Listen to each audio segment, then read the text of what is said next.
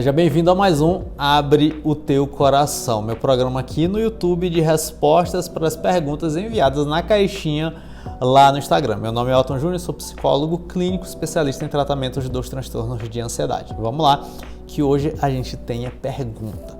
Então a primeira pergunta é: eu faço aquilo que você disse, eu ando com o vidro de Rivotril dentro da bolsa.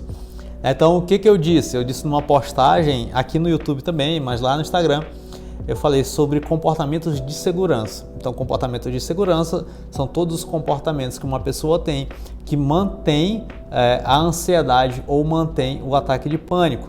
E são comportamentos que têm a finalidade de evitar, ou fugir de situações que ou vão gerar ataque de pânico / crise de ansiedade ou uma possibilidade de situações de crises de ansiedade ou ataques de pânico. Então, o comportamento de segurança é isso. Eu vou pegar o vidro de Rivotril, guardar dentro da bolsa, porque caso eu tenha um ataque de pânico, eu tenho o meu salvador. E a pessoa ela começa a confiar então no vidro de Rivotril e não nas estratégias que ela tem para poder melhorar, para poder administrar da melhor maneira os ataques de pânico que ela acaba tendo. A estratégia aí é você desenvolver estratégias de enfrentamento e criar novas conexões, porque diante de um ataque de pânico, o teu cérebro ele cria conexões negativas, entendendo que as sensações físicas são algo de ameaça, quando na verdade não são. Mas para entender esse esquema todo, clica no card e assiste lá o vídeo que eu dou essa explicação completa. Vamos para a próxima pergunta. A próxima pergunta é: fim de relacionamento. Fim de relacionamento, eu recomendo fortemente que você que você veja todo o meu destaque Desapega, porque fim de relacionamento é uma vida que se encerra, é uma vida que se termina. Você vai entrar num processo de luto, você vai acolher esse processo de luto e você vai começar a visualizar novas possibilidades. Um fim de relacionamento, ele é um desafio, porque tem um apego, tem uma vida, tem projeção de vida para frente. Então, de fato, ele é um encerramento de uma vida, ele é uma quebra de vínculo. Você perdeu um elo ali que você tinha. E isso muitas vezes retira a perspectiva, retira o sentido da vida, e passar por término de relacionamento geralmente não é uma tarefa fácil, mas você pode ali de fato acolher esse teu processo de luto e começar a visualizar e resgatar uma nova vida. Agora é fase de reconstrução de verdade, porque a vida que existia antes não existe mais, você precisará de fato construir uma nova vida, agora sem a pessoa que estava ali ao teu lado de maneira recorrente. Então, vai lá, assiste o meu destaque no perfil no Instagram chamado Desapega, que tem muitas dicas para você passar por esse processo aí de término de relacionamento. Quando eu vou no hospital, tem uma parte que tenho muito medo, eu não consigo passar ou ficar. Bom, aqui de novo nós temos uma situação específica que desencadeia ou uma crise de ansiedade ou um ataque de pânico, eu não sei. A estratégia é você ter ali um processo de exposição gradativa ou exposição gradual. Você precisa entender aquilo que acontece no teu corpo diante de uma crise de ansiedade, para você não se assustar com as suas reações físicas e cognitivas. E você precisa se expor, infelizmente, a esse local, a essa parte específica do hospital, administrando sempre as reações físicas para poder o teu cérebro fazer essa desvinculação, desvincular aí a interpretação negativa que tem desse local específico. Então, você vai precisar se expor. Se você quiser ajustar essa estratégia de maneira mais assertiva, procura uma psicoterapia, procura um profissional para poder te ajudar nesse processo de identificar aquilo que especificamente gera essa resposta de ansiedade e passar ali um plano de ação para você fazer essa exposição gradual de maneira mais segura para você. É possível amar duas pessoas ao mesmo tempo? Essa é uma questão polêmica, Uns vão dizer que não, outros vão dizer que sim. Eu digo que sim, que é possível amar duas pessoas ao mesmo tempo, do mesmo jeito. A gente nunca ama duas pessoas diferentes do mesmo jeito, é impossível, mas aqui vem um ponto que é preciso pensar o seguinte: bom, se o amor ele envolve em certa medida uma decisão, você decide amar alguém, tá bom? Você pode decidir amar duas pessoas. Mas aqui entra um outro processo que é o quê? Caso essa pessoa que você decida amar seja uma pessoa monogâmica, então a gente complica um pouquinho esse tipo de sentimento, né? E aí você tem que pensar nisso. Bom, eu amo duas pessoas. Diante dessa situação, eu vou decidir amar um ou outro, né? Quem me pergunta que é uma mulher, eu decido amar um ou outro. Como é que eu decido amar? Tu vai falar, né? Bora pensar aqui em soluções possíveis. Tu vai conversar. Ó, João, eu amo Pedro. E aí? A gente forma um trisal. Ó, Pedro, eu amo João. E aí? A gente forma um trisal? Como é que é? Ah, não! E agora e tal? Sei, né? De repente, João e Pedro vão aceitar a poligamia, vão aceitar o trisal, e aí tu fica de boa, e aí tu fica feliz. Mas tem um ponto assim muito importante nesse tipo de dinâmica, porque você é casada e você ama uma terceira pessoa. A tua dúvida é: cara, eu continuo amando esse daqui, ou será se eu amo esse daqui é porque eu nunca amei esse daqui? Mas aqui a gente entra numa seara, que é a seara de quê? Geralmente, aqui, ó, casamento, você casou, você é casada com o João. E aqui, o João, ele vai te demandar muita coisa, assim como você vai demandar muita coisa para João. Certo? Então, essas demandas, querendo ou não, elas desgastam, elas cansam, são todos os desafios. Tem os pontos positivos, mas também tem os pontos negativos. Então, essa demanda toda, né, aqui, acaba acontecendo, o que acaba desgastando muitas vezes vários relacionamentos. Quando isso daqui é João, né? Quando tu olha para Pedro, Pedro te demanda pouca coisa, percebe? Ele não te demanda financeiramente, ele não te demanda sei lá, arrumação da casa, ele não te demanda trabalho, ele não te demanda cuidado com os filhos, ele não te demanda muita coisa. Ele só te demanda a paixão em si, né? Ele só te demanda o apaixonamento. Então isso gera uma confusão e gera essa crise. Então esse tipo de dinâmica existe muito em situações em que uma pessoa que é casada mantém uma relação ali com o terceiro. Então tem muita demanda aqui e o outro demanda pouco. Ah, Maria, eu quero só o teu amor, só isso. Tu não tem que cuidar, não tem que fazer nada, não tem que não sei o que, não tem que fazer nada. Então aí traz essa impressão de amar. Aí tu tem que ver. É apaixonamento, ainda é paixão, você já decidiu amar. Mas saiba que se você deixar Pedro para ir para João, na hora que tu deixar Pedro, essas demandas aqui, né, que estão agora junto com Pedro, essas demandas elas vão passar para João. João vai te demandar isso. Pode ser de maneira diferente, tal, mas a rotina e o dia vão acabar fazendo com que Pedro te demande isso, que João te demande isso.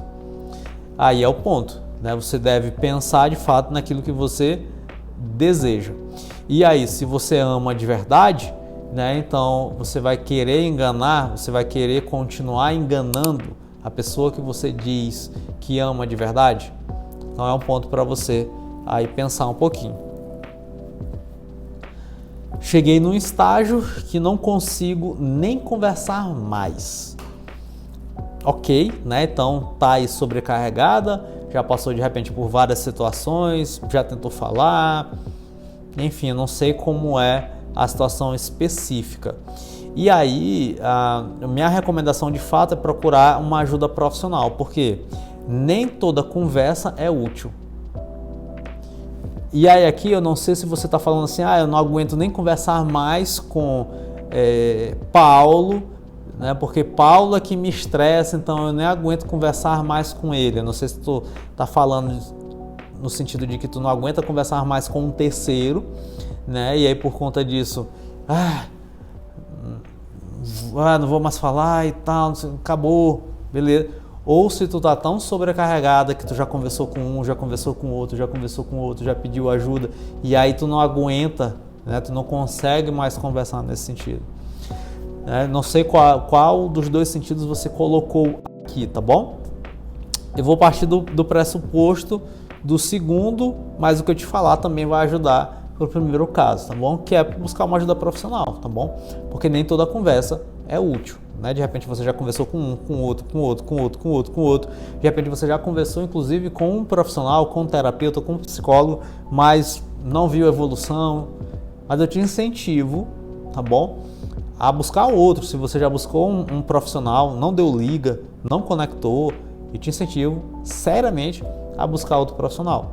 Porque sim, de fato, a conversa de maneira estratégica com um profissional, com a escuta profissional e toda a estratégia que nós temos, de fato sim, ajuda você a tirar essa carga emocional que atualmente, possivelmente, você vive.